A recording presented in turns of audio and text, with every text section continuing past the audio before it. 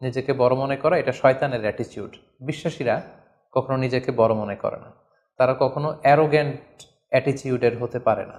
কারণ আল্লাহ রাসূল সাল্লাল্লাহু আলাইহি ওয়াসাল্লাম আমাদেরকে শিখিয়েছেন, আল্লাহুম্মা জাআল ফি আইনি সাগীরা ওয়া ফি আ'ইউনিন নাসি কাবীরা। হে আল্লাহ, আপনি আমার চোখে আমাকে ছোট বানান, মানুষের চোখে আপনি আমাকে বড় বানান।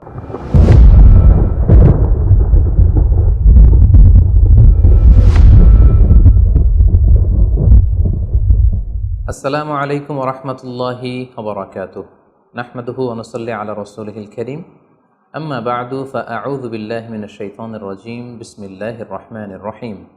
আদম আলাইহিস সালাম, তিনি হচ্ছেন আবুল বাশার, মানবমণ্ডলীর আদি পিতা।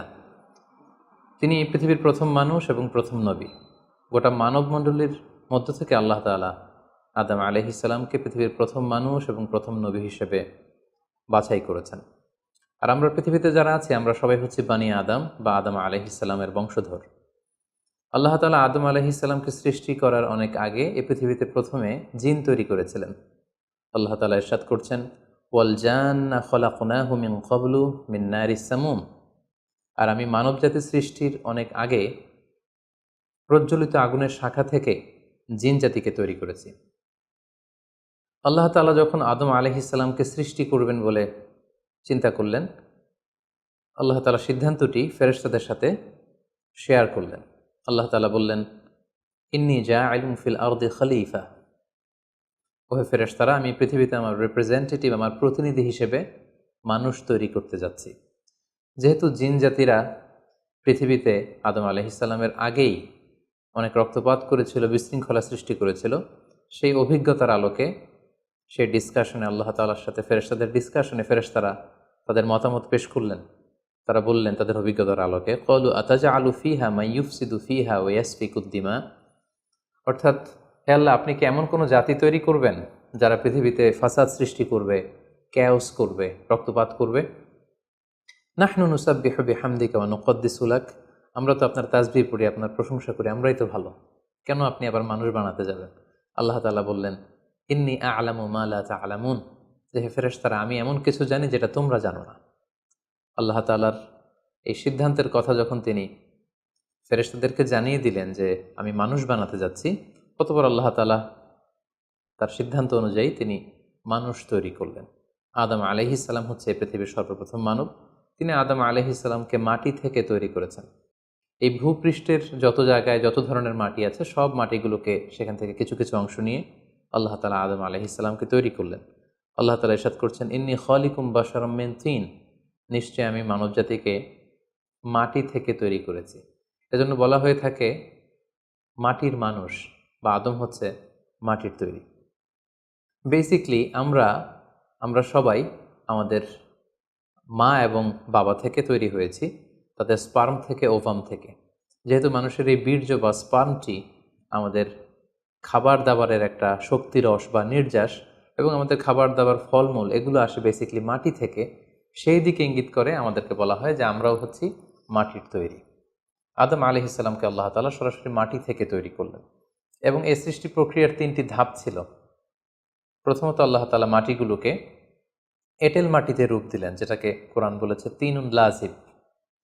তারপর সেই এঁটেল মাটিতে আল্লাহ তাআলা বৃষ্টি বর্ষণ করলেন, ফলে সেটা হয়ে গেল হামাইম মাসনুন, মানে কাদামাটি। এরপর কাদামাটির সে দলা দিয়ে আল্লাহ তাআলা সেখানে হিট দিলেন, প্রচণ্ড তাপ দিলেন। তাপ দিয়ে সেই মাটির দলাটিকে তিনি বানালেন সলসলিন কাল ফখর, ঠনঠনে পোড়া মাটি।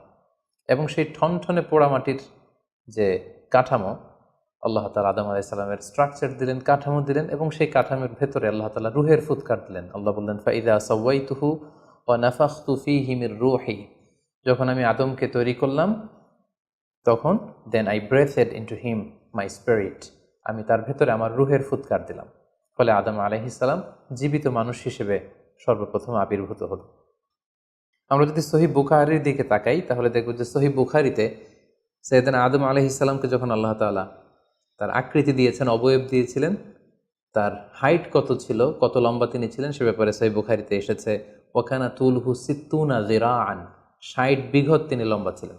আমাদের হাতের এই কনুই থেকে আঙ্গুল পর্যন্ত এই জায়গাটিকে বলা হয় 1 বিঘত। সেই হিসেবে তিনি ছিলেন 60 বিঘত লম্বা, 60 কিউবিট। এবং সহিহ মুসলিমের একটি বর্ণনা থেকে আমরা জানতে পারি জুমার দিন আল্লাহ তাআলা আদম আলাইহিস সালামকে তৈরি করেছিলেন। ইয়াউমুল জুমআতি ফিহি খুলিকা আদম। জুমার দিনে আল্লাহ তাআলা আদম আলাইহিস সালামের সৃষ্টি প্রক্রিয়া এটাকে তিনি সম্পন্ন করেছেন। আদম আলাইহিস সালামকে তৈরি করার পরে আল্লাহ তাআলা ফেরেশতাদেরকে এবং আদম আলাইহিস সালামকে একসাথে করে একটি মক টেস্ট নিলেন।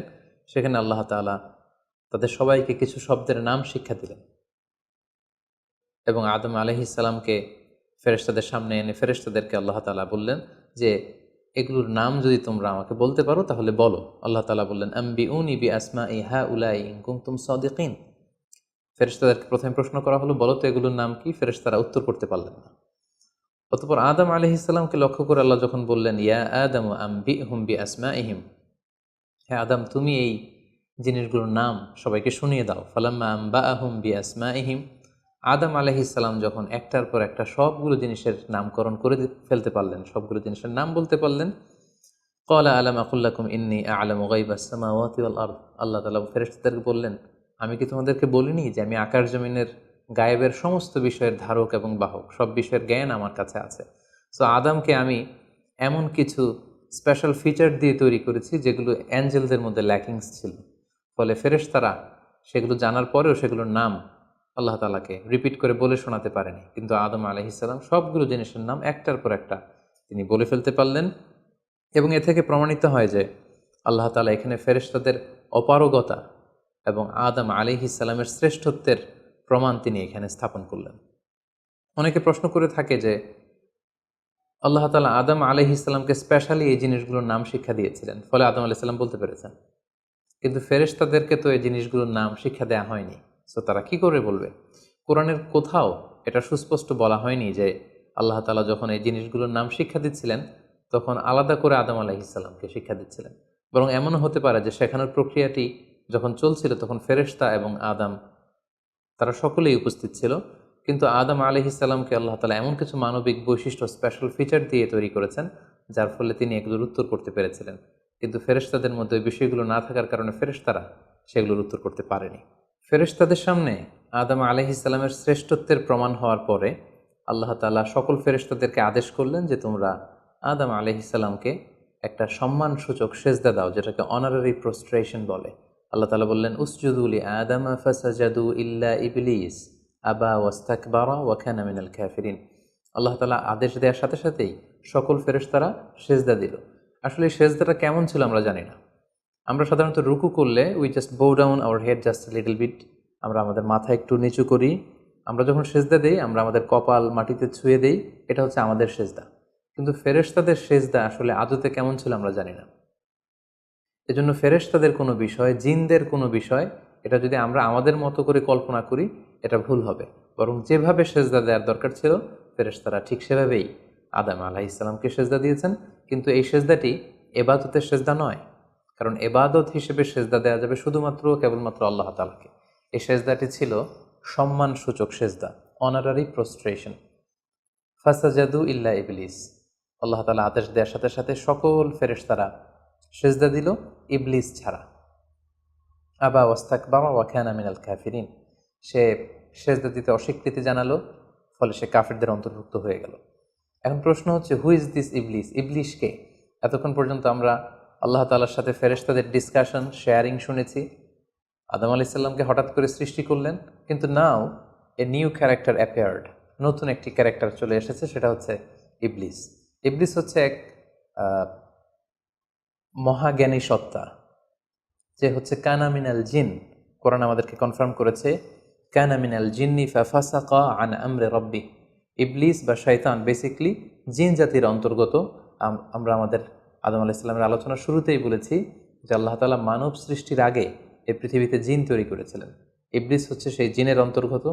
সে এবাদতে এত বেশি পরিশ্রমী ছিল, সে বেশি বেশি আবাদত করতে করতে আল্লাহ তাআলার প্রিয় সত্তায়, প্রিয় ভাজনে পরিণত হয়েছে। ফলে আল্লাহ তাআলা তার স্ট্যাটাসকে অনেক হাই করে দিয়েছেন এবং ফেরেশতাদের সাথে থাকবার সুযোগ করে দিয়েছিলেন।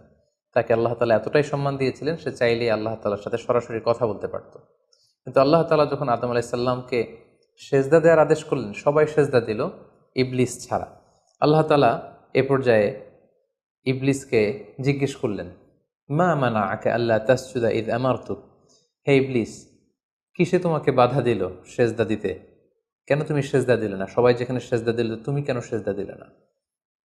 ইবলিস তখন উত্তরে বলল, আনা খাইরুম মিনহু খলাকতানি মিন নার ওয়া খলাকতাহু মিন তিন। আমি আদমের চাইতে শ্রেষ্ঠ। সে আল্লাহর সাথে আর্গুমেন্ট দিতে শুরু করলো, লজিক দিতে শুরু করলো। সে যদি অন্তত এতটুকু বলতো যে আল্লাহ, আপনি কেন আমাকে সেজদা দিতে বলছেন, আমি এটার সিগনিফিক্যান্স, এটার কারণ জানতে চাই, অথবা আল্লাহ আমি ভুল করে ফেলেছি, আপনি আমাকে ক্ষমা করুন, এর কোনোটাই না করে সে আল্লাহর সাথে আর্গুমেন্ট দিতে লাগলো। আর্গুমেন্টেটিভ একটা অ্যাটিটিউড তার মধ্যে গ্রো করলো। সে বলল, খলাকতানি মিন নার ওয়া খলাকতাহু মিন তিন। আপনি আমাকে সৃষ্টি করেছেন আগুন থেকে, আদমকে সৃষ্টি করেছেন মাটি থেকে।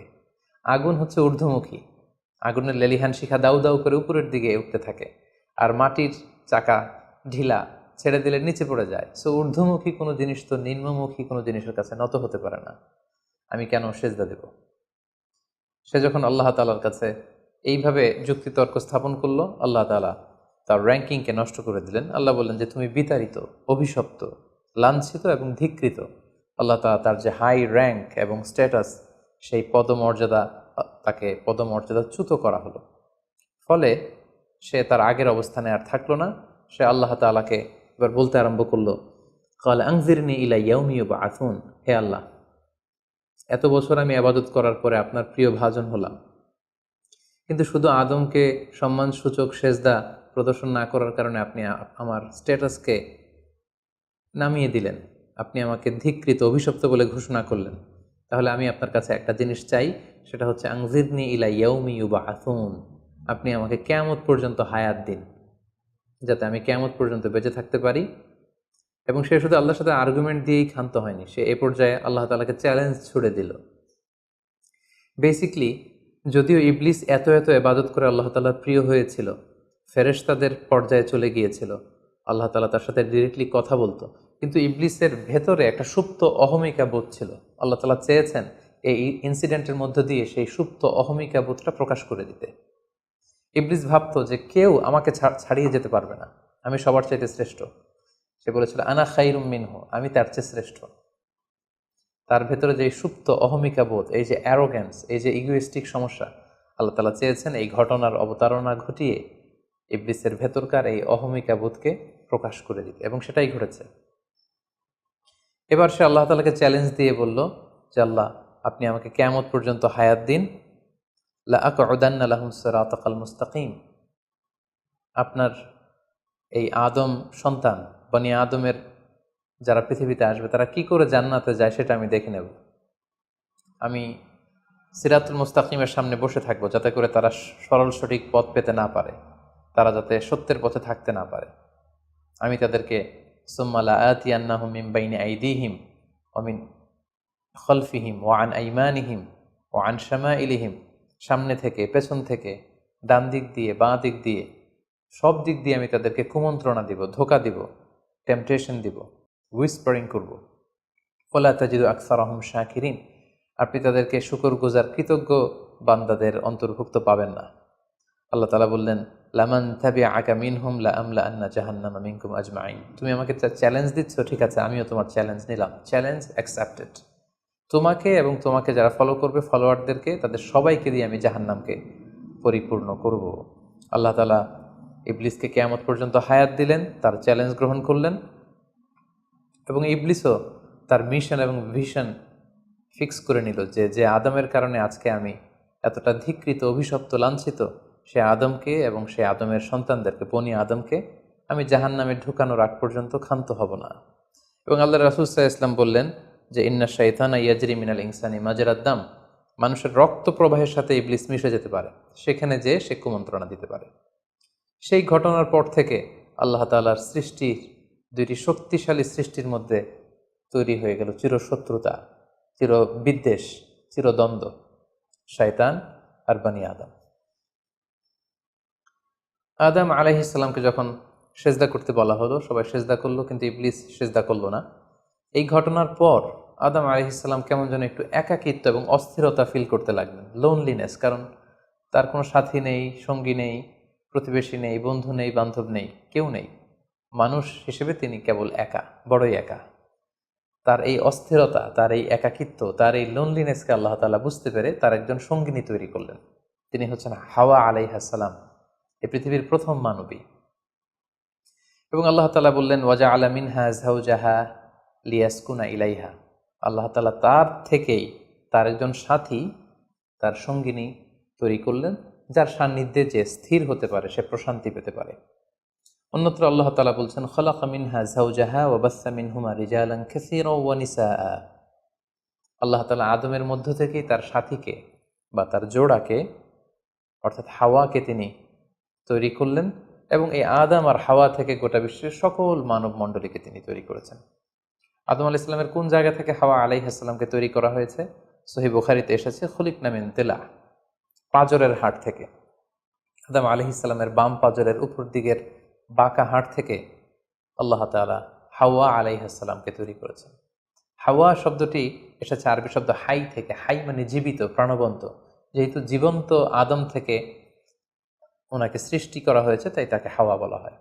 অথবা আদম আলাইহিস সালাম হাওয়া আলাইহিস সালামের সঙ্গ পেলেই তিনি উজ্জীবিত হয়ে ওঠেন, প্রাণোচ্ছল হয়ে ওঠেন, এজন্য ওনাকে হাওয়া বলা হয়। তাহলে পৃথিবীর প্রথম মানবী হাওয়া আলাইহিস সালামকে আল্লাহ তাআলা আদম আলাইহিস সালামের নিঃসঙ্গতা, একাকিত্ব এবং লোনলিনেস যে ফিলিংটা, এটা দূর করার জন্য তার একজন সঙ্গী তিনি ঠিক করে দিলেন, আদম এবং হাওয়া। ইংরেজিতে বলা হয় অ্যাডাম অ্যান্ড ইভ। এবং আল্লাহ তাআলা তাদের দুজনকে জান্নাতে থাকবার পারমিশন দিলেন। আল্লাহ তাআলা বললেন ওয়াকুলনা ইয়া আদম উসকুন আনতা ওয়া যাওজুকাল জান্নাহ। আদম, তুমি আর তোমার স্ত্রী বা তোমার সঙ্গিনী দুজনে মিলে জান্নাতে থাকো। তবে এক্ষেত্রে কিছু ডুজ অ্যান্ড ডোন্টস আছে, কিছু ওয়ার্নিং আছে, কিছু প্রিকশন আছে। সেটা হচ্ছে ওয়াকুলা মিনহা রাগাদান হাইসু শি'তুমা। এই বাগানে, এই জান্নাতের যেখান থেকে মনে যায় তৃপ্তি সহকারে তোমরা উভয়ে খাও, কিন্তু ওয়ালা তাকরাবা হাযিহি শাজারাতা ফাতাকুনা মিনাল যালিমিন। জান্নাতের যেখান থেকে মনে চায় তোমরা খেতে পারো, পান করতে পারো, ঘুরে বেড়াতে পারো, আনন্দ উৎসব করতে পারো, কিন্তু ওয়ালা তাকরাবা হাযিহি শাজারা, এই গাছের ফল খাবে না। Be aware of this tree, এই গাছের কাছেও যাবে না। যদি যাও, যদি খাও, তাহলে ফাতাকুনা মিনাল যালিমিন, তোমরা জালিমদের অন্তর্ভুক্ত হয়ে যাবে। তাহলে আল্লাহ তাআলা আদম এবং হাওয়াকে জান্নাতে থাকার সুযোগ দিলেন, সেখানে কি করা যাবে কি করা যাবে না সেটা বাতলে দিলেন, ডুজ অ্যান্ড ডোন্টস দিলেন এবং ওয়ার্নিং দিয়ে দিলেন। কিন্তু তারপর যেটা ঘটলো সেটা হচ্ছে, আমরা জানি যে ইবলিস কিন্তু তার মিশন এবং ভিশনকে ফিক্স করে নিয়েছে যে সে আদমকে গোমরা করেই ছাড়বে, ধোঁকা দিয়েই ছাড়বে। এবং সে অনুপাতে সে সামহাও জান্নাতে ঢুকে আদম এবং হাওয়া আলাইহিস সালামকে উইসপারিং করে, টেম্পটেশন দিয়ে, কুমন্ত্রণা দিয়ে তাদেরকে বিভ্রান্ত করে ফেলল। কোরআন বলছে ফাওয়াসওয়াসা লাহুমা শাইতান লিইউবদিয়া লাহুমা মা উরিয়া আনহুমা মিন সাওআতিহিমা। শয়তান তাদের দুজনকে টেম্পটেশন দিয়ে, কুমন্ত্রণা দিয়ে ধোঁকার মধ্যে ফেলে দিল। শয়তান এসে বলল, আমাকে আল্লাহ সৃষ্টি করেছেন অনেক আগে, তোমাদেরকে সৃষ্টি করার আগে আল্লাহ তাআলা আমাদেরকে জানিয়েছিলেন যে তোমাকে এবং হাওয়াকে আল্লাহ তাআলা এই জান্নাতে রাখতে চান না, তোমাদের দুজনকে আল্লাহ পৃথিবীতে পাঠিয়ে দিতে চান। কারণ এখানে তারাই থাকতে পারবে যারা ফেরেশতা, তোমরা ফেরেশতা নও। আর এখানে পার্মানেন্টলি থাকার জন্য, রেসিডেন্সিয়াল পারমিটের জন্য একটা জিনিস লাগে, সেটা হচ্ছে ওই গাছের ফল খেতে হয়। যারা ওই গাছের ফল খেয়ে ফেলবে তারা এখানকার চিরকালীন বাসিন্দা হয়ে যাবে, তারা কখনো পৃথিবীতে যাওয়া লাগবে না। সো এই জন্য আল্লাহ তাআলা তোমাদেরকে ফল খেতে নিষেধ করেছেন ওই গাছে। তোমরা যদি ওই গাছের ফল খেয়ে ফেলো তাহলে তোমরা এখানকার চিরস্থায়ী অধিবাসী হয়ে যাবে। কোনোভাবেই আল্লাহ তাআলা তোমাদেরকে এখান থেকে তাড়াতে পারবেন না। কিন্তু আল্লাহ তাআলা চাইছেন তোমাদেরকে এখান থেকে তাড়িয়ে পৃথিবীতে পাঠিয়ে দিবেন। আমি তোমাদেরকে কসম করে বলছি, আমি তোমাদের ওয়েল উইশার, শুভাকাঙ্ক্ষী। শয়তান বলল যে ওয়াকাসামাহুমা ইন্নী লাকুমা মিনান নাসিহিন, নিশ্চয় আমি তোমাদের জন্য শুভাকাঙ্ক্ষী, তোমরা আমার কথা শোনো। যদি এখানে আরামে দিনাতিপাত করতে চাও তাহলে তোমরা এই ফল খাও, ফলে তোমাদেরকে আর কোথাও যাওয়া লাগবে না। আদম আলাইহিস সালাম আল্লাহ তাআলা সে দেয়ার ডুজ অ্যান্ড ডোন্টস, সে ওয়ার্নিংয়ের কথা ভুলে তিনি এবং তার স্ত্রী ওই নিষিদ্ধ ফল থেকে খাওয়া শুরু করলেন। এবং খাওয়ার সাথে সাথেই ফালাম্মা যাকা শাজারাতা বাদাত লাহুমা সাওআতুহুমা ওয়া তাফিকা ইয়াখসিফানি আলাইহিমা মিন ওয়ারাকিল জান্নাহ। ওই নিষিদ্ধ গাছের ফল খাওয়ার সাথে সাথেই আদম আলাইহিস সালাম এবং হাওয়া আলাইহিস সালামের গায়ে যে জান্নাতি পোশাক ছিল, অটোমেটিক্যালি সেই পোশাক খুলে পড়তে আরম্ভ করলো। ওনারা উলঙ্গ হয়ে যেতে লাগলেন। তড়িঘড়ি করে ওনারা জান্নাতের বিভিন্ন পাতা এনে বিভিন্ন লতা পাতা এনে ওনাদের প্রাইভেটকে ওনারা ঢাকলেন, এবং তখনই ওনারা বুঝতে পারলেন আমরা কি করলাম, আমরা তো মহাভুল করে ফেলেছি, আমরা তো আল্লাহ তাআলার আদেশকে অমান্য করেছি। আল্লাহ তাআলার সাথে সাথে বললেন, আলাম আনহাকুমা আনতিল কুমার সাজারা, আদম এটা তোমরা কি করলে, আমি তো এটা কখনো এক্সপেক্ট করিনি, আমি কি তোমাদেরকে নিষেধ করিনি এই গাছের ফল খেতে, এবং আমি কি তোমাদেরকে বলে দেইনি যে ইন্না শাইতানা লাকুমা আদুউম মুবিন, শয়তান তোমাদের সুস্পষ্ট চিরশত্রু, কেন তোমরা এই কাজটা করলে। আদম আলাইহিস সালাম এবং হাওয়া আলাইহিস সালাম ওনারা লজ্জিত হলেন, ওনাদের কাজের জন্য ওনারা লজ্জিত হলেন। আল্লাহ তাআলা বলছেন, ওয়ালাকাদ আহিদনা ইলা আদামা মিন ক্বাবলু ফানাসিয়া ওয়ালাম নাজিদ লাহু আজমা, আমি আদমকে ওসিয়ত করেছিলাম যে এই কাজটি তুমি করো না, কিন্তু আদম আলাইহিস সালাম ভুলে গিয়েছেন। আল্লাহ তাআলার আদেশ পালনে আল্লাহ বলছেন আমি আদমকে দৃঢ় প্রত্যয়ী পাইনি। ফলে আদম আলাইহিস সালাম এবং হাওয়া আলাইহিস সালাম ওনারা নিজেদের ভুল বুঝতে পারলেন এবং অনুতপ্ত হলেন, লজ্জিত হলেন, আল্লাহ তাআলার কাছে ক্ষমা চাইতে লাগলেন। আল্লাহ তাআলা তাদেরকে ক্ষমার কিছু বাক্য শিখিয়ে দিলেন। ফাতালাক্কা আদামু মির রাব্বিহি কালিমাত, কিছু বাক্য শিখিয়ে দিলেন। সে বাক্যগুলো কি ছিল? সেগুলো ছিল রব্বানা যালামনা আনফুসানা ওয়া ইল্লাম তাগফির লানা ওয়া তারহামনা লানাকুনান্না মিনাল খাসিরিন, মানে হে আল্লাহ আমরা জুলুম করে ফেলেছি আমাদের নাফসের উপর, আমরা ভুল করেছি, আপনি যদি আমাদেরকে ক্ষমা না করেন, যদি রহম না করেন, আমরা তো ক্ষতিগ্রস্তদের অন্তর্ভুক্ত হয়ে যাব।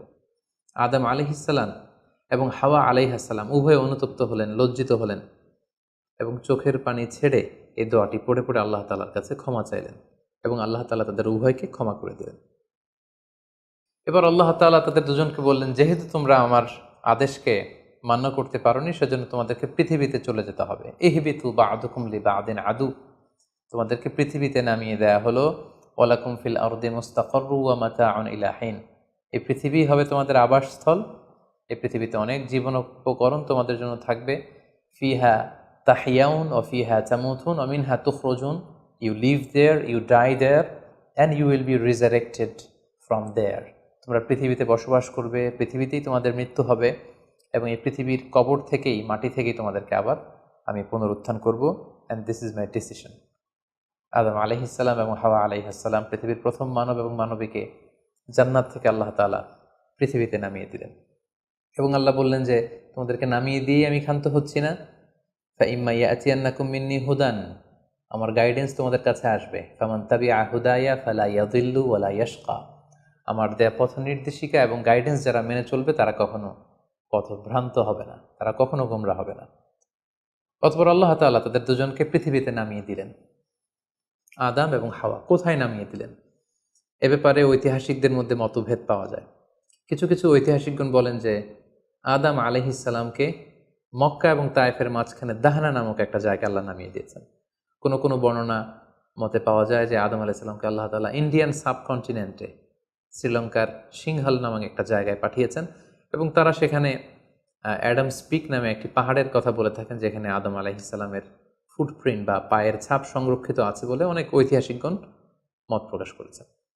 হাওয়া আলাইহিস সালামকে সৌদি আরবের জেদ্দা নগরীতে আল্লাহ তাআলা নাজিল করেন বলে অনেক ঐতিহাসিকগণ মতামত দিয়েছেন। তাহলে তারা পৃথিবীর এক এক দিকে এক একজন, অনেক দিন পরে তারা দুজন সৌদি আরবের জাবালে রাহমা, যেখানে বিদায় হজের ভাষণ দিয়েছিলেন আল্লাহ রাসূল সাল্লাল্লাহু আলাইহি ওয়াসাল্লাম, ময়দানটাকে বলা হয় ময়দানুল আরাফাত, আরাফাতের ময়দানে ওনারা আবার রিইউনাইটেড হয়েছেন এই পৃথিবীর বুকে। সম্মানিত, শুধু এ পর্যায়ে আমরা জানবো how was the life of Adam and Eve on earth. এই পৃথিবীতে আদম আলাইহিস সালাম এবং হাওয়া আলাইহিস সালামের একেবারে পৃথিবীর শুরুর দিকের জীবন পরিক্রমাটা কেমন ছিল, হাউ ওয়াজ দেয়ার লাইফ, কীভাবে তারা তাদের জীবন অতিবাহিত করেছেন। আমরা জানি যে তাদের দুজনের মাধ্যমেই হিউম্যান হিস্ট্রি শুরু হয়েছিল, মানব ইতিহাস। তাদের জীবন পরিক্রমাটা কিছুটা ভিন্ন, আমাদের চাইতে ভিন্ন, যেহেতু তারাই পৃথিবীর প্রথম মানব এবং মানবী। তাদের কোনো প্রতিবেশী নেই, তাদের কোনো বন্ধুবান্ধব নেই, পৃথিবীতে আর কোনো মানুষ তাদের আশেপাশে ছিল না, শুধু তারাই। তো সেক্ষেত্রে এক আল্লাহ তাআলার ইবাদত ছাড়া তাদের মৌলিক যে কাজটা ছিল সেটা ছিল পপুলেশন, কাল্টিভেশন অ্যান্ড কনস্ট্রাকশন। কি করে জনসংখ্যা বৃদ্ধি করা যায় পৃথিবীতে, কি করে সন্তান লালন পালন করা যায়, কি করে চাষাবাদ করা যায়, কি করে ফার্মিং করা যায়, এবং কি করে মানব সভ্যতার বিনির্মাণ করা যায়, এটাই ছিল পৃথিবীর প্রথম মানব এবং এই মানবীর প্রধানতম দায়িত্ব। যেহেতু ওনারা যদি নতুন প্রজন্ম তৈরি না করেন, ওনারা যদি চাষাবাদ না করেন, ওনারা যদি সভ্যতা বিনির্মাণ না করেন, তাহলে পৃথিবীতে মানব সভ্যতা টিকে থাকবে না। ফলে মৌলিক আবাদতের পাশাপাশি এগুলোই ছিল ওনাদের কাজ। আল্লাহ তাআলা সব শিখিয়ে দিলেন কিভাবে গাছ রোপণ করতে হয়, কিভাবে চাষাবাদ করতে হয়, কিভাবে ছাগল গরু এগুলো লালন পালন করতে হয়, এবং সেখান থেকে কিভাবে দুধ দহন করে নিজেদের খাবারের যোগান দিতে হয়।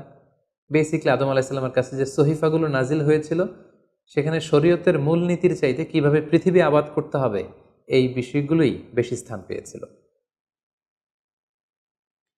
এক্ষেত্রে সবচেয়ে মজার ব্যাপার হচ্ছে আদম আলাইহিস সালামের এই জীবন পরিক্রমার সবচেয়ে গুরুত্বপূর্ণ একটি মজার বিষয় হচ্ছে যে কিছুদিন পরেই তাদের কুলকে আলোকিত করে, তাদের সংসারকে আলোকিত করে নতুন প্রজন্ম আসতে শুরু করলো।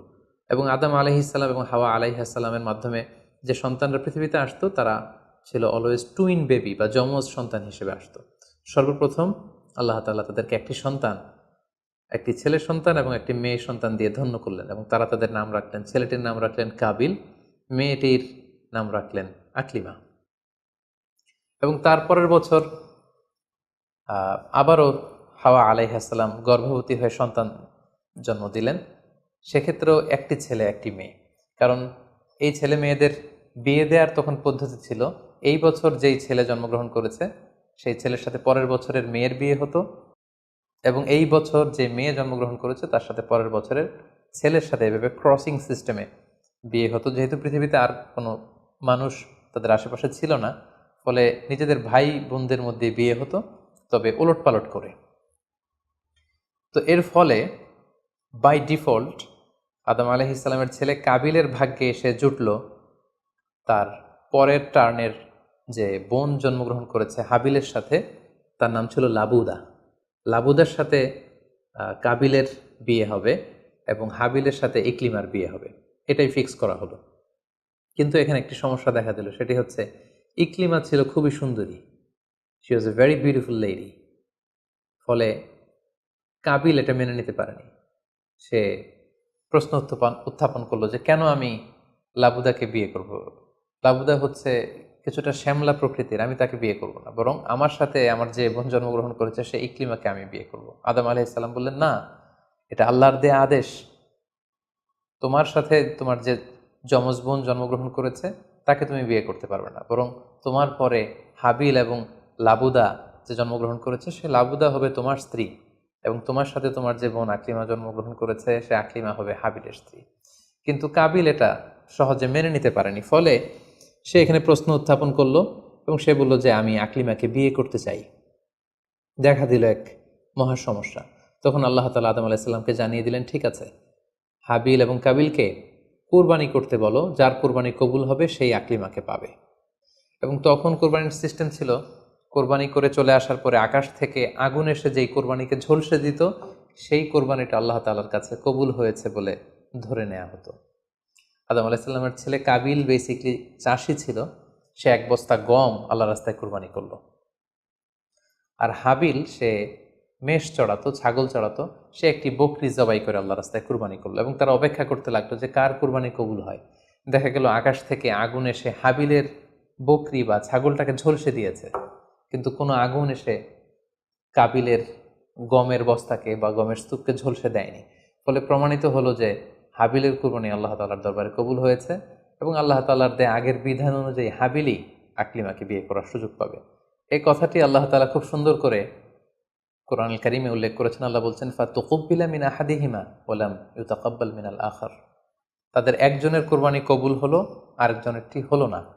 ফলে হাবিল আকলিমাকে বিয়ে করার সুযোগ পেল। কিন্তু কাবিল এতে আরো প্রচণ্ড জেলাসি ফিল করতে লাগলো। সে হিংসায় জ্বলে পুড়ে অত্যন্ত রেগে গিয়ে বলল, লা আক্তুলান্নাক, হাবিল আমি তোমাকে হত্যা করব, তোমাকে হত্যা করে হলেও আমার সুন্দরী বোন আকলিমাকে আমি ছিনিয়ে নিব। তখন হাবিল বলতে লাগলো যে লাইম বাসাত্তা ইলাইয়া ইয়াদাকা লিতাকতুলানি মা আনা বিবাসিতি ইয়াদি আলি ইলাইকা লিআকতুলাক। অর্থাৎ, হে কাবিল, তুমি যদি আমাকে হত্যা করতে অগ্রগামী হও, হাত বাড়াও, আমি আমার হাতকে বাড়াবো না তোমাকে আঘাত করার জন্য। কারণ তুমি যদি আমাকে হত্যা করো তাহলে আমার পাপ, তোমার পাপ সবটাই তোমার ঘাড়ে বর্তাবে, আর আমি এত বড় পাপ কাজ কখনোই করতে চাই না। কাবিল এই কথাতেও ক্ষান্ত না হয়ে সে হত্যা করতে উদ্যত হলো এবং সে তার কথা মতো তার ভাই হাবিলের উপর চড়াও হয়ে আক্রমণ করে তার আপন ভাই হাবিলকে সে হত্যা করে ফেলল। কোরআন বলল ফাকাতালাহ ফাসবাহা মিনাল খাসিরিন। কাবিল হাবিলকে হত্যা করে ফেলল প্রতিহিংসার অনলে জ্বলে পুড়ে শয়তানের কুমন্ত্রণায়। পৃথিবীর প্রথম হত্যাকাণ্ড, the first murder ever in the world, পৃথিবীর প্রথম হত্যাকাণ্ড সংঘটিত হলো এবং হত্যাকারী ছিল আদম আলাইহিস সালামের ছেলে কাবিল। এবং এই পৃথিবীর প্রথম নিহত মানুষের নাম হচ্ছে হাবিল। সহিহ বুখারীতে আল্লাহ রাসূল সাল্লাল্লাহু আলাইহি ওয়াসাল্লাম ইরশাদ করেছেন, আউয়ালু মান সান্নাল কতলা। কাবিল হচ্ছে ওই ব্যক্তি যে পৃথিবীতে সর্বপ্রথম হত্যার ট্র্যাডিশন চালু করেছে। কাবিলের আগে কেউই পৃথিবীতে হত্যাকাণ্ড ঘটায়নি, ফলে হাবিল হচ্ছে পৃথিবীর প্রথম শহীদ বা প্রথম নিহত মানুষ। এবং কাবিল যেহেতু এই হত্যার ট্র্যাডিশন করেছে, এই মার্ডারের ট্র্যাডিশন করেছে, ফলে পৃথিবীতে যারাই এই বিচার বহির্ভূত হত্যা বা অন্যায়ভাবে কাউকে হত্যাকাণ্ডের সাথে জড়িত হবে তার একটি পার্সেন্টেজ গুণা কিয়ামত পর্যন্ত কাবিলের ভাগেও এটি যেতে থাকবে। এখন যে মজার ব্যাপারটি ঘটেছে সেটি হচ্ছে, কাবিল যখন হাবিলকে আক্রমণ করেছে, হাবিলকে নিহত করেছে, হত্যা করেছে, হত্যা করার পরে হাবিল লাশ হয়ে শুয়ে রইল। কারণ কাবিল যখন হাবিলকে আক্রমণ করেছে, হাবিলের গা থেকে যখন ব্লিডিং হয়েছে, সে ছটফট ছটফট করতে করতে এক পর্যায়ে মারা গেল। কিন্তু মারা যাওয়া কাকে বলে এটাও পৃথিবীর কেউ জানতো না। কাবিল নিজেও বুঝতে পারেনি যে এইভাবে আমি আঘাত করলে হাবিল এইভাবে মরে যাবে, তার ব্লিডিং হবে। মৃত্যু কি এটা তারা জানে না, কারণ এই পর্যন্ত এই পৃথিবীতে কেউ তো মারা যায়নি। ফলে সে দেখলো যে কিছুক্ষণ আগে আমার ভাই হাবিল আমার সাথে কথা বলছিল, এখন হাবিল আর কথা বলে না, চুপ করে শুয়ে আছে, নড়ে না চড়ে না। কাবিল তার ভাইকে কাঁধে নিয়ে ঘুরতে লাগলো। কি করবে, সে কথা বলে না কেন? কারণ এটা যে মৃত্যু, দিস ইজ দ্য ডেথ, এটা তাদের জানা ছিল না। এবং তার ভাইয়ের লাশকে সে কি করবে সে নিজে বুঝতে পারছিল না। তখন হাবিলকে শিক্ষা দেওয়ার জন্য আল্লাহ তাআলা একটি কাককে পাঠালেন। ফাবাআসাল্লাহু গুরাবান ইয়াবহাসু ফিল আরদি লিউরিয়াহু কাইফা ইউয়ারি সাওআতা আখি। দুটি কাক এসে একটি কাক আর একটি কাককে হত্যা করলো এবং হত্যাকারী কাকটি তার ঠোঁট দিয়ে তার পা দিয়ে মাটি খুঁড়ে গর্ত করে সেই গর্তের ভেতরে মৃত কাকটিকে ফেলে আবার মাটি দিয়ে ঢেকে ফেললো। এই দৃশ্যটি হাবিল দেখে বুঝতে পারলো যে আমাকেও আমার কাবিল দেখে বুঝতে পারলো আমাকেও একই কাজ করতে হবে। কাবিল তখন মাটি খুঁড়ে তার ভাই হাবিলকে মাটি চাপা দিয়ে পৃথিবীর প্রথম ফিউনারাল বা বারিফাইংয়ের যে সিস্টেম, কবর দেওয়ার যে প্রক্রিয়া, এটা তিনি সারলেন। আদম আলাইহিস সালাম তখন চলে গিয়েছিলেন মক্কায় কাবা নির্মাণের কাজে বা হজের কাজে। সেখান থেকে ফিরে এসে এই ঘটনা শুনে তিনি অত্যন্ত দুঃখ পেলেন। তিনি কাবিলকে ভর্ৎসনা করলেন এবং আদম আলাইহিস সালামের সন্তান সন্ততি সবাইকে ডেকে তিনি নাসিহত করলেন, এক আল্লাহর আদেশ মেনে নেওয়ার জন্য তিনি সবাইকে আহ্বান জানালেন। হাবিলের পরবর্তীতে আল্লাহ তাআলা এওয়াদান আন হাবিল, হাবিলের পরিবর্তে তিনি শীস আলাইহিস সালামকে আদম আলাইহিস সালামের ছেলে হিসেবে পৃথিবীতে দান করলেন। হাওয়া আলাইহিস সালামের কোল জুড়ে পৃথিবীতে আসলো শীস এবং তার সাথে তার টুইন বোন হাজুরা পৃথিবীতে আসলো। এবং আদম আলাইহিস সালামের পরে শীস আলাইহিস সালামকে আল্লাহ তাআলা নবী হিসেবে সিলেক্ট করলেন। এবং সহিহ ইবনে হিব্বানের একটি বর্ণনা এসেছে, যদি বর্ণনাটি দুর্বল, যে শীস আলাইহিস সালামের কাছে আল্লাহ তাআলা 50টি সহিফা নাজিল করেছিলেন। দেখতে দেখতে আদম আলাইহিস সালাম তার জীবনের 1000 বছর পূর্ণ করলেন। তিনি বয়োবৃদ্ধ হয়ে আসলেন এবং তার এই নবুয়তির দায়িত্ব আল্লাহ তাআলা শীস আলাইহিস সালামের কাঁধে দেওয়ার পরে আদম আলাইহিস সালামের পৃথিবী থেকে বিদায় নিলেন। কোথায় তাকে কবর দেওয়া হয়েছে? ঐতিহাসিকদের মধ্যে একাধিক মত পাওয়া যায়। কোনো কোনো বর্ণনা মতে ওনাকে মক্কাতে কবরস্থ করা হয়েছে, কোনো কোনো ঐতিহাসিক বর্ণনা মতে ওনাকে বাইতুল মাকদাসে কবরস্থ করা হয়েছে। আর ঠিক এভাবেই পৃথিবীর প্রথম মানব এবং প্রথম নবী আদম আলাইহিস সালাম এই পৃথিবী থেকে বিদায় নিয়ে পরপারে পাড়ি জমালেন। সম্মানিত সুধী, আদম আলাইহিস সালামের এই জীবনী থেকে আমাদের জন্য কি শিক্ষা? কেন আল্লাহ তাআলা কালামুল্লাহ মাজিদে কোরআন কারিমে নবীদের ঘটনাগুলো বর্ণনা করেছেন? কেন আদম আলাইহিস সালামের ঘটনা আমাদেরকে শুনিয়েছেন? নিশ্চয়ই এর পেছনে কারণ রয়েছে। সেটি হচ্ছে আমরা যাতে করে এই জীবনী থেকে আমাদের প্রাত্যহিক জীবনের জন্য শিক্ষা, লেসন, এগুলো যাতে গ্রহণ করতে পারি। আদম আলাইহিস সালামের এই বর্ণাঢ্য জীবনী থেকে, সংগ্রামী জীবনী থেকে আমরা কি শিখতে পারি, কি কি লেসন আমাদের জন্য রয়েছে, এ পর্যায়ে আদম আলাইহিস সালামের জীবনী থেকে শিক্ষাগুলো আমরা আলোচনা করব। আদম আলাইহিস সালামের জীবনী থেকে প্রথম যে শিক্ষাটা আমরা পাই সেটা হচ্ছে সৃষ্টির জন্য অহংকার করা বা অ্যারোগেন্স এটা শোভা পায় না। অহংকার করা এটা হচ্ছে স্রষ্টার বৈশিষ্ট্য। কোনো সৃষ্টি কখনো অহংকার করতে পারে না। আল্লাহ তাআলা বলেছেন হাদিসে কুদসিতে, আল কিবরিয়া উরিদা ই, অহংকার হচ্ছে আমার চাদর, এজন্য যে অহংকার করবে ওকে আমি জাহান্নামে নিক্ষেপ করব। কিন্তু শয়তানের ক্ষেত্রে আমরা এই মিস্টেকটাই দেখেছি। সে অহংকারের ফাঁদে পা দিয়ে আল্লাহ তাআলার আদেশ অমান্য করেছে এবং সে ধিক্কৃত অভিশপ্ত একটা সত্তায় পরিণত হয়েছে। এবং সে বলেছে যে আনা খাইর মিনহু, আমি আদমের চাইতে শ্রেষ্ঠ। কোনো বিশ্বাসী, কোনো প্র্যাকটিসিং মুসলিম কখনো নিজেকে বড় মনে করতে পারে না। ইসলাম আমাদেরকে এটা শেখায় না। নিজেকে বড় মনে করা এটা হচ্ছে শয়তানের স্বভাব, যেটা আমরা আদম আলাইসাল্লাম এবং শয়তানের যে ঘটনা ইনসিডেন্ট সেখান থেকে আমরা জানতে পারলাম। নিজেকে বড় মনে করা এটা শয়তানের অ্যাটিটিউড।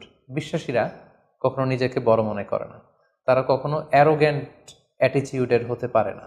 কারণ আল্লাহ রাসূল সাল্লাল্লাহু আলাইহি ওয়াসাল্লাম আমাদেরকে শিখিয়েছেন, আল্লাহুম্মা জাআল ফি আইনি সাগীরা ওয়া ফি আ'ইউনিন নাসি কাবীরা, হে আল্লাহ আপনি আমার চোখে আমাকে ছোট বানান, মানুষের চোখে আপনি আমাকে বড় বানান। আপনি নিজেকে কখনো বড় বলে উপস্থাপন করতে পারবেন না। আপনি বড় এটা আপনার মুখে বলা শোভা পায় না, বরং আপনি বড় কিনা ছোট এটা মানুষ প্রমাণ করবে, সেটা মানুষ ডিসাইড করবে। এজন্য আল্লাহ রাসূল সাল্লাল্লাহু আলাইহি ওয়াসাল্লাম বলতেন, হে আল্লাহ আমার চোখে আপনি আমাকে ছোট বানান, মানুষের চোখে আপনি আমাকে বড় বানান। তাহলে আদম আলাইহিস সালাম এবং ইবলিসের এই ঘটনা থেকে আমরা প্রথম যে শিক্ষাটা পাই সেটা হচ্ছে আমরা যেন কখনো আমাদের অন্তরে অহমিকা বোধ লালন না করি, আমরা যেন এই ইগোইস্টিক সমস্যাতে না ভুগি, আমরা কখনো যেন অহংকারী না হই, বরং আমরা যেন বিনয়ী হতে পারি। বিনয়ী বান্দাদেরকে আল্লাহ তাআলা পছন্দ করেন। নিজেকে বড় মনে করা এটা হচ্ছে শয়তানের স্বভাব, এবং সে নিজেকে বড় মনে করেই চির অভিশপ্ত হিসেবে চিহ্নিত হয়েছে। আদম আলাইহিস সালামের ঘটনা থেকে আরও একটি শিক্ষা আমরা যেটি পাই সেটি হচ্ছে শয়তানের প্রথম মিশন ছিল মানুষের দেহ থেকে পোশাক খুলে ফেলা। আই রিপিট, আমি আবারও বলছি, মানুষের দেহ থেকে পোশাক খুলে ফেলা, নগ্নতা বা অশ্লীলতা, এটা হচ্ছে শয়তানের প্রধান হাতিয়ার। আমরা এই ঘটনা থেকে জেনেছি যে আদম আলাইহিসসালাম এবং হাওয়া আলাইহিসসালাম তারা যখন ওই নিষিদ্ধ গাছ থেকে ভক্ষণ করলেন, তারা যখন নিষিদ্ধ ফলটি খেয়ে ফেললেন, সাথে সাথে জান্নাতের পোশাক তাদের দেহ থেকে খুলে পড়ে গিয়েছে। এবং কেন আদম আলাইহিসসালাম এবং হাওয়া আলাইহিসসালামকে শয়তান ওয়াসওয়াসা দিয়েছিল? সূরা আরাফে আল্লাহ বলছেন, লিউরিয়াহুমা সাওআতিহিমা, যাতে করে তাদের প্রাইভেট, তাদের লজ্জাস্থান প্রকাশিত হয়ে পড়ে। তাহলে আমরা এই ঘটনা থেকে আরও যে শিক্ষাটি পাই সেটি হচ্ছে নগ্নতা এবং অশ্লীলতা হচ্ছে শয়তানের প্রধান হাতিয়ার।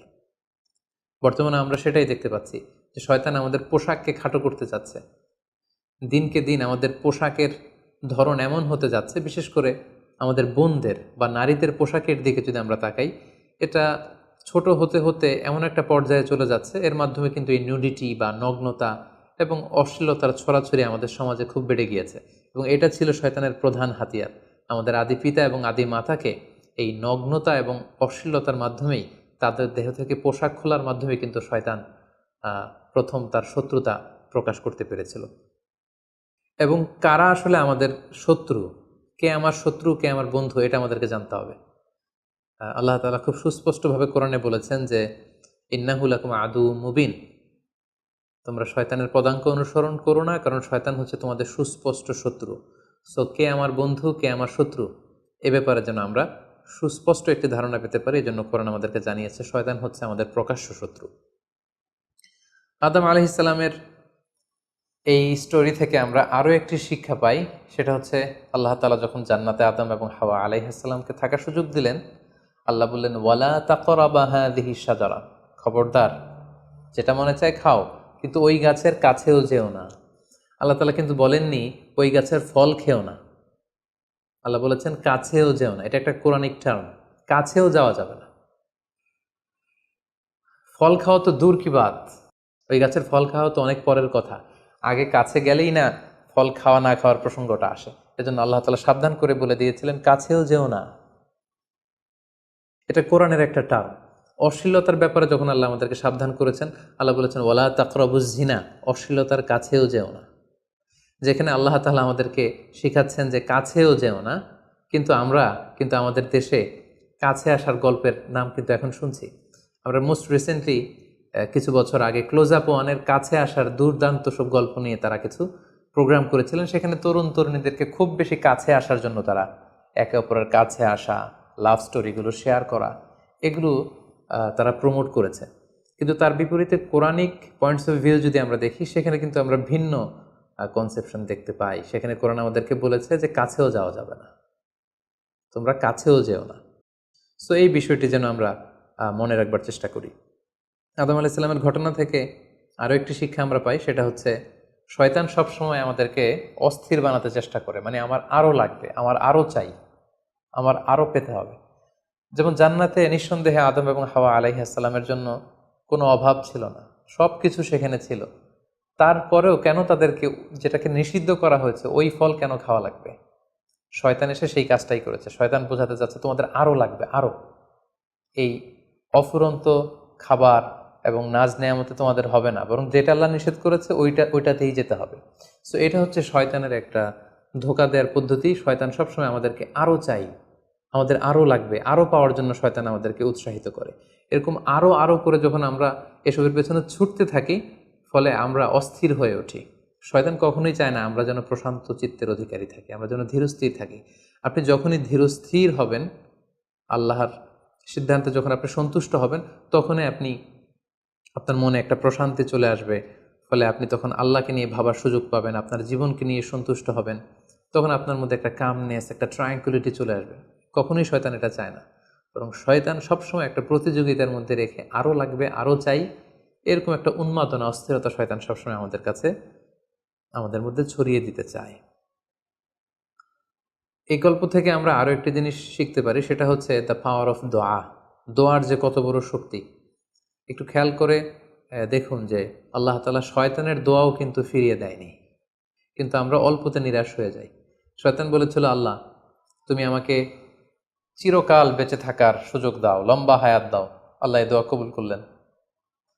শয়তান বললেন, আল্লাহ আমি ডানে বায়ে সামনে পেছনে সব দিক থেকে যেন আদম এবং হাওয়াকে, মানুষকে কুমন্ত্রণা দিতে পারি, তুমি সুযোগ দাও। আল্লাহ সুযোগ দিলেন, আল্লাহ দোয়া কবুল করলেন। শয়তান বলল, আল্লাহ আমি যেন মানুষের শিরায় উপশিরায় রক্তের প্রবাহের ভেতরে ঢুকে যেন আমি টেম্পটেশন দিতে পারি। আল্লাহ তালা এটাও কবুল করলেন। তো যে আল্লাহ তালা শয়তানের দোয়া কবুল করে ফেলতে পারেন, সে আল্লাহ তালাকে আমাদের দোয়া কবুল করবেন না? অবশ্যই করবেন। তো সেক্ষেত্রে দোয়ার মতো দোয়া করতে হবে। সিনসিয়ার দোয়া ইজ লাইক এ মিজাইল। আপনি যদি সিনসিয়ারলি দোয়া করেন, এটা মিজাইলের মতো। মিজাইল হামলা করলে যেমনি লক্ষ্যবস্তুতে যে ভেদ করে, তেমনি দোয়ার মতো যদি দোয়া করা যায়, চাওয়ার মতো যদি আল্লাহ তালার কাছে চাওয়া যায়, সেই দোয়াটাও আল্লাহ তালা কবুল করবেন। দোয়া ইটস অ্যান আর্ট, এটা একটা শিল্প। কেমন করে চাইতে হয়, কেমন করে দোয়া করতে হয়, সেটাও জানতে হয়। সো আমরা যখন আল্লাহ তালার কাছে চাইবো, আমরা যেন খুব সিনসিয়ারলি চাই। 5 নম্বর যেই শিক্ষাটি আমরা পাই, সেটা হচ্ছে রিপেন্টেন্স, অনুতপ্ত হওয়া।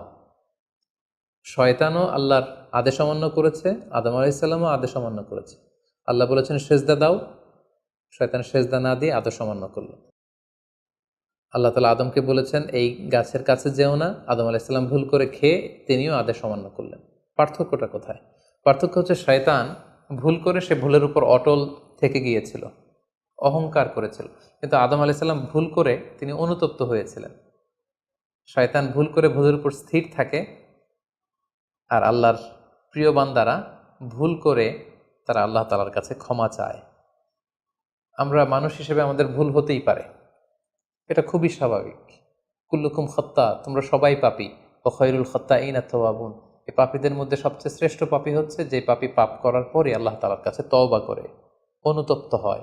অনুতপ্ত বান্দার চোখের পানির যে কত পাওয়ার, জাহান্নামের আগুন কোনো কিছু দিয়ে নেভানো সম্ভব না, কিন্তু অনুতপ্ত বান্দার চোখের পানি দিয়ে জাহান্নামের আগুন নিভে যায়। একজন বান্দা যখন ভুল করে, পাপ করে, ভুল বুঝতে পেরে অনুতপ্ত হয়ে চোখের পানি ছাড়ে, তার চোখের পানি চোখ বেয়ে, তার নাকের ডগা বেয়ে মাটিতে পড়ার আগেই আল্লাহ অনুতপ্ত বান্দার সব গুনাহ মাফ করে দেন। তাই আমরা যেন আল্লাহ তাআলার কাছে অনুতপ্ত হতে পারি। শয়তান আল্লাহকে সেদিন চ্যালেঞ্জ দিয়ে বলেছিল, আল্লাহ আমি দেখে নেব কি করে তুমি তোমার বান্দাদেরকে জান্নাতে ঢুকাও। আল্লাহ তাআলা বললেন, চ্যালেঞ্জ অ্যাকসেপ্টেড, তোমার চ্যালেঞ্জকে আমিও গ্রহণ করলাম। তুমি আজীবন আমার বান্দাদেরকে ধোঁকা দিবে, কিন্তু আমার বান্দা যখন অনুতপ্ত হয়ে চোখের পানি ছেড়ে ক্ষমা চাইবে, আমি জীবনের সব গুনাহ মাফ করে দেব। সো অনুতপ্ত হয়ে আল্লাহর কাছে চাওয়ার এই সুযোগকে যেন আমরা নষ্ট না করি। আমরা যেন ভুল করলে আল্লাহ তাআলার কাছে ক্ষমা চাই, আমরা যেন তাওবা করে ফিরে আসি। 6 নম্বর যে শিক্ষাটি আমরা আদম আলাইহিস সালামের গল্প থেকে পাই সেটা হচ্ছে our life is full of struggle. আমাদের জীবনটা হচ্ছে খুবই স্ট্রাগল করে এই জীবনটাকে লিড করতে হয়। এখানে অনেক ইফোর্ট দিতে হয়। দুনিয়াকে বলা হয় দারুল আসবাব, পরিশ্রম করে লড়াই করে নিজের অবস্থানকে এখানে জানান দিতে হয়। প্রতিকূল পরিবেশে কিভাবে আপনি টিকে থাকবেন, দুর্যোগ মোকাবেলা করে কিভাবে আপনি টিকে থাকবেন, সেটার শিক্ষা কিন্তু এই পৃথিবীতে আছে। যেমন আদম আলাইহিসসালাম, হাওয়া আলাইহিসসালাম যখন পৃথিবীতে এসেছেন, তাদের জন্য সব কিছু যে একেবারে প্রিপেয়ার্ড ছিল ব্যাপারটি এমন নয়। ওনাদেরকে কষ্ট করতে হয়েছে, ওনাদেরকে চাষাবাদ করতে হয়েছে, মেষ পালন করতে হয়েছে, গাছ রোপণ করতে হয়েছে, ঝড় ঝঞ্ঝা বন্যা, এই প্রতিকূল পরিবেশে তাদেরকে টিকে থাকার লড়াই করতে হয়েছে। ফলে এই পৃথিবীতে টিকে থাকতে হলে লড়াই করতে হয়, সংগ্রাম করতে হয়। এই জীবনটা হচ্ছে সংগ্রামময় একটা জীবন। ফলে আদম আলাইহিস সালামের এই সংগ্রামী জীবন থেকে আমরা এটাও বুঝতে পারি যে এখানে আমাদেরকে টিকে থাকার জন্য লড়াই করে করে নিজের অস্তিত্বের জানান দিতে হবে। সর্বশেষ আদম আলাইহিস সালামের জীবনী থেকে যে আমরা শিক্ষাটি পাই সেটি হচ্ছে এই পৃথিবীতে অনেক ধরনের ফিতনা আছে, এর মধ্যে নারী ঘটিত ফিতনা একটি বড় ধরনের ফিতনা, এবং এই পৃথিবীর প্রথম যে হত্যাকাণ্ড সেটা নারী ঘটিত কারণেই হয়েছে।